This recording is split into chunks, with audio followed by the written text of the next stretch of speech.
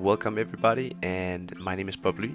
Today we are going to be checking out the new 5v5 tier 9 ranked that they added here in 5.4. And just a quick disclaimer, I have never played ranked in my life. This is actually the first time I'm actually, trying it out. I don't know much about any meta and how it normally is with 7v7, but one thing I knew is I thought it would be kind of cool to play 5v5, and it's also tier 9 ships, and it's not very often you get to play tier 9, just other tier 9s. You're usually matched against tier 10s, or sometimes if you're lucky enough tier 8s, but it's very rare.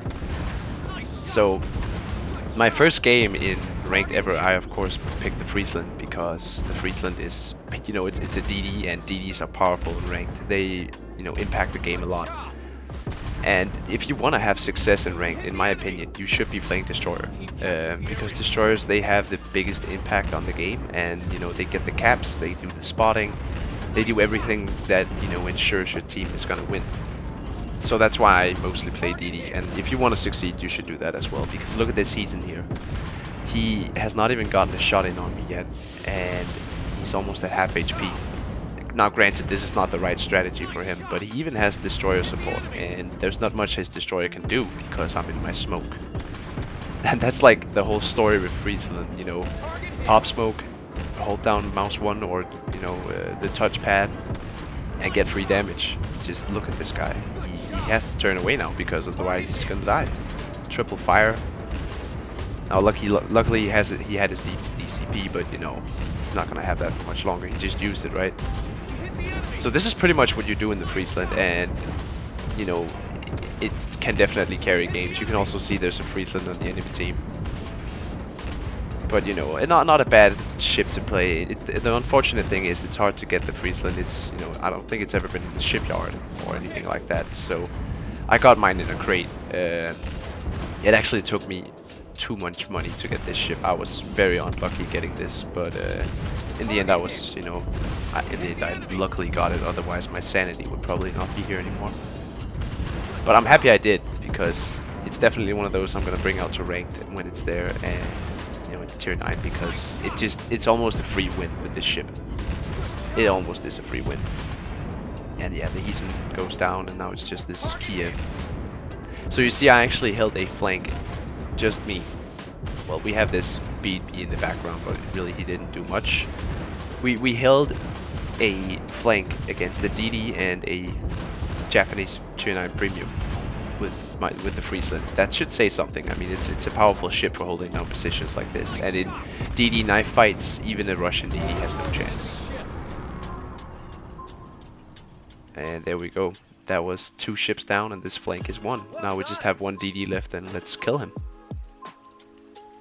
Now I'm pretty sure it's the other Friesland, and yeah, we just need to see what we can do against another Friesland here. Of course, we're swapping to the AP, and a thing you have to keep in mind when playing ranked is when you're playing, for example, a cruiser or a destroyer, you want to bring something to the team that doesn't just contribute you. For example, just the smoke. You want to bring something that has a sonar or a radar or some good AA, Hence, like, the Seattle is a great pick since it has so much of that.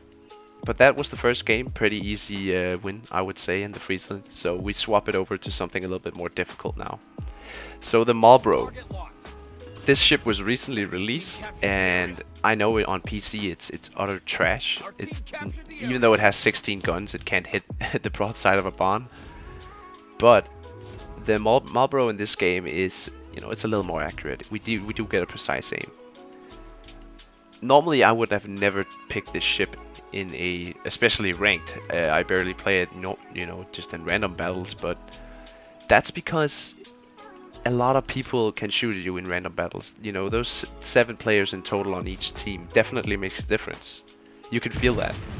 I'm pushing into C right now, and the only thing I really need to worry about is this Kronstadt, and I can deal with him. He's a cruiser, I'm a battleship. Now I'm not a very well armored battleship. The Marlborough is not very well armored, but it is powerful. As you can see later on this clip, this guy, he's gonna feel the pain. And this is the first time I'm ever really using AP on this thing, and it chunks pretty good.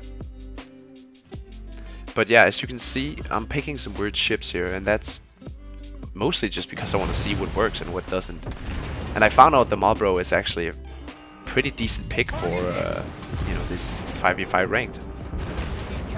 But it is, you know, it's not one of the best ships. If you want to have a battleship that performs, just pick the Lepanto. I mean, the Lepanto is, without a doubt, the best BB in tier 9. It can handle destroyers, it can handle cruisers, it can handle battleships, and it can even disengage with its smoke. So you've got everything in that package. Even the Alsace is also pretty good since it got that rapid reload. But yeah, this guy, he's not going to be a problem for us. 16 guns, yeah, it's no worry. It's just a French BB. They're not scary at all. Like, no, don't worry about it. 16 guns coming in right here. See, that's a pretty sizable chunk for 305mm guns, I would say. But yeah, the Marlborough is not a good ship, but in these 5v5 scenarios where I was lucky enough to get up against, you know, French BBs, they can actually do something. And now we swap to the HE here because this guy just got full HP all of a sudden. So now I just want to burn him down. So of course, when you are playing these, you know, tier 9 ranked, you don't want to play this like you're playing random battles. You want to play this for the win.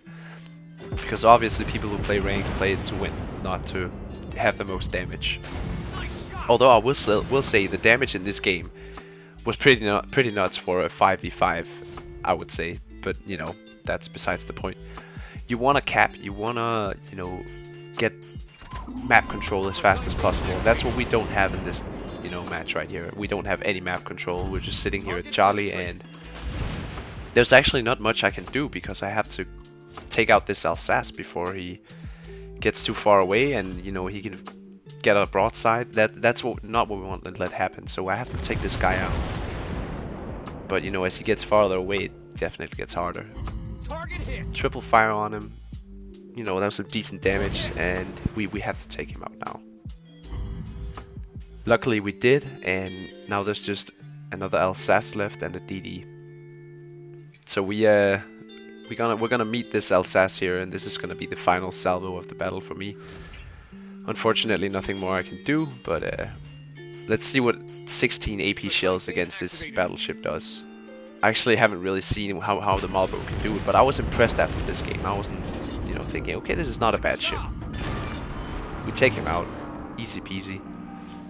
But unfortunately, it's not enough. We try to cap B here, but you know, they just had map control for way too long, and now it's out of our hands, unfortunately. Well played by the enemy team. We got the MVP even though we lost, so I think that says something about our effort there.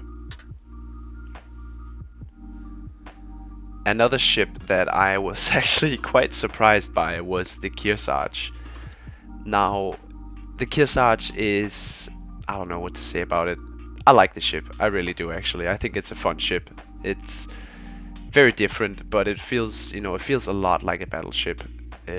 You just have this one squadron that you can control once in a while, and they do, you know, okay damage. They're kind of like midway bombers. They light some fires and they hit pretty hard actually. So what I do with my Kirsage is I light a ship on fire. For example, the Lion. Now if he damages damage controls, which would be the dumb thing to do, I'm gonna load HE and hit him with my main guns so I can get a permafire. But this guy is actually not dumb. He's letting the fire burn, and now I swap to HE for nothing really. But that's like the main tactic.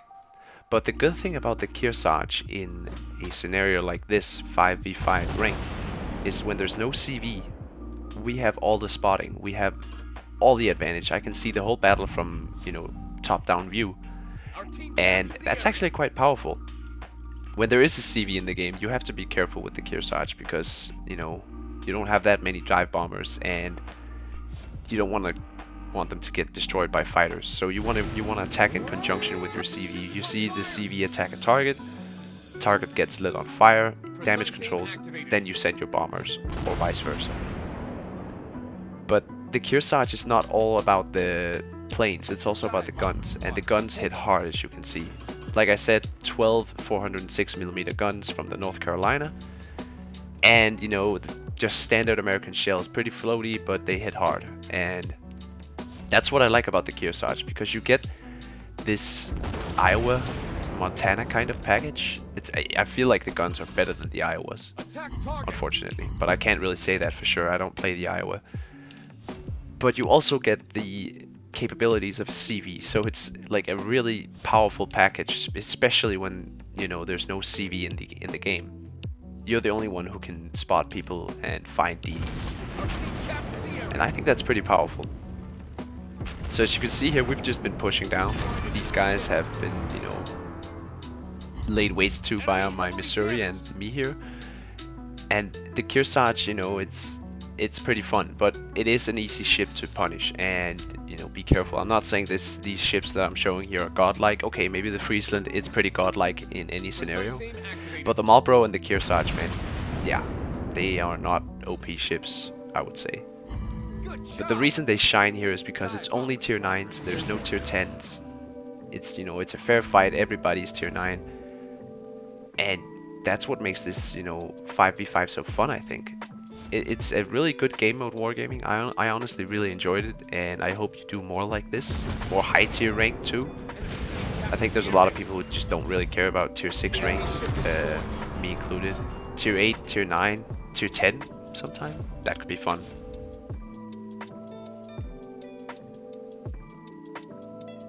Alright people, so some awesome tier 9, you know, ships for tier 9 5v5 ranked that I found, at least. Well, of course, the Friesland is without a doubt probably the best, you know, tier 9 DD there is. It doesn't have torpedoes, but it's got so much firepower that, you know, nothing can really challenge it, and it's got good AA as well.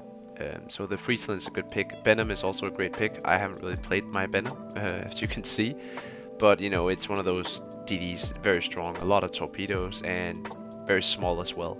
It's good surface detection. Kronstadt, awesome ship. Soviet guns, Soviet AP and precision, it's just a great ship. We also have the Siegfried. I would say the Siegfried is also a good ship. Keep in mind these are all premiums, and I will show tech lines after this, but the Siegfried is fun because it's got, you know, great German secondaries, 380mm guns, and it's got a spotting plane, I think.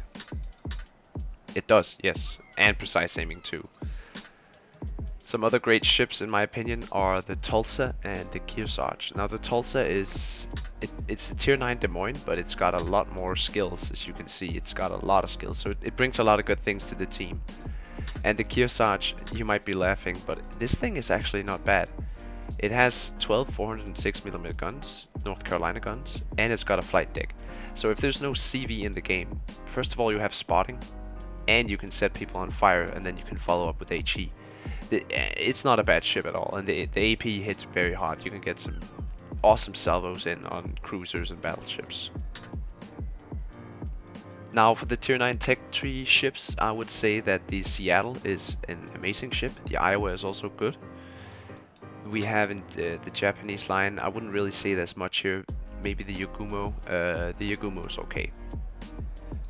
Here in the British line, I would say that the Jutland is amazing, and the Neptune's also good. But you know, the Lion and the Drake, they're gonna be hard to play. And yeah, I mean, there's a lot of good ships out there. I would even say the Rune. You know, a lot of people say the Rune is bad, but the thing is with the Rune that, you know, it can definitely hurt destroyers. You can take a destroyer's HP away, you know, half of it in one shot. So it's not a bad ship. And the thing is with this, it's 5v5, so you can play some ships, you know, that normally would get punished a lot harder. But you know, since there's only 5 ships on each team, you have a little bit more, you know, breathing room. And you know, my final pick for the best, you know, tier 9 cruisers, it's the Dmitry Donskoy. This thing is nuts. It's good at killing DDs. It's got good HE. It's got good AP, fast, slim too. It's not a big ship compared to some other cruisers. It's long. It's, you know, tall, but it's hard to hit, and it gets a radar. So, you know, those are some of the picks that I would have gone with for this tier 9 ranked. But you know, it's totally up to you. And as you can see, I was playing with the Marlborough, and you know, doing quite well with it actually, even though the Marlborough is not a very good ship in my opinion. I also tried the Paolo Emilio. Yeah, don't do that. The Paolo Emilio is still bad.